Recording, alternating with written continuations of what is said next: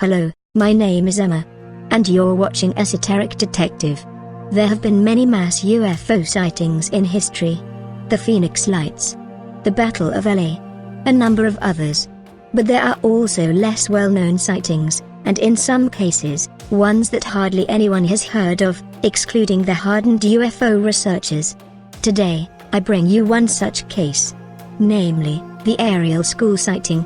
On September 16, 1994, 62 children witnessed an extraordinary object on the playground of Ariel School in the small farming community of Ruwa, Zimbabwe. The children all drew and described the same event afterwards. That is, they described a fleet of UFOs passing overhead, one of which hovered down before the school and to the children's astonishment, landed. The children all stated that the object hovered only a few inches off the ground, in an area that was deemed wooded and unsafe for the children. One of the researchers on the scene describes the landing area as beyond their playground, which was dotted with clumps of trees. The children had seen the object land and soon were watching from the edge of the clearing. And they described in mass a small man. The noise that we heard in the air. You heard a noise in the air? What was it like? Like a roar or a buzz or a hum, or what kind of a noise? It was like someone was blowing a flute. We saw something silver, and then we quickly ran to the logs, and we saw a silver thing, and we saw a man standing next to it. What did it feel like when he was looking at you? I felt scared. It felt scary? What was scary about it?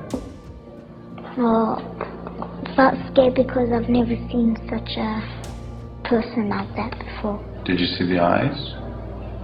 What did they look like? They were going like that. Where was the pointy part? Was the pointy part in here, or was the pointy part out there? Up there. And what was the feeling when you looked at the eyes? It was scary. And what scary? Why? What made it scary? The eyes looked evil. Evil. And what was evil about them? Say what you mean by evil.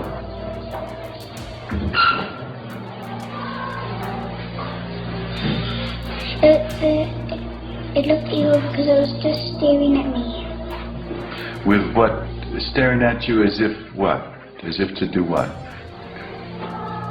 As if it wanted to come and take us. As if it wanted to come and take you. That was the feeling you got?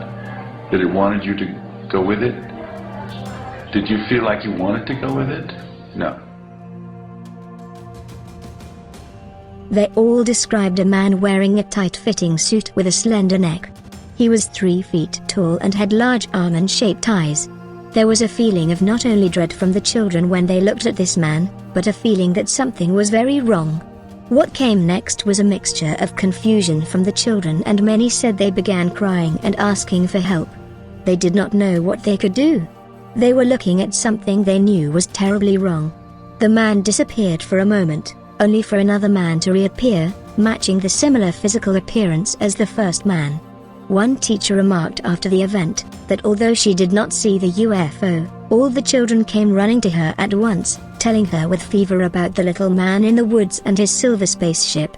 Upon hearing the story, the headmaster, Colin Mackey, returned to the classroom with the children to sketch what they had seen. And when they did, they all had the same depiction of the object and the man.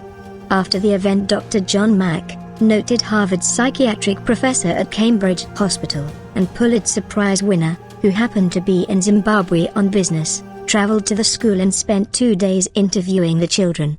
John Mack would go on to conclude that the children were telling the truth, and that they did in fact see what they said they saw. Even today, the witnesses, now all grown up, still recount what they have seen as true. I hope you enjoyed the video. Please rate and subscribe. And as always, thanks for watching. This is Emma from Esoteric Detective signing out. Until next time. Stay tuned.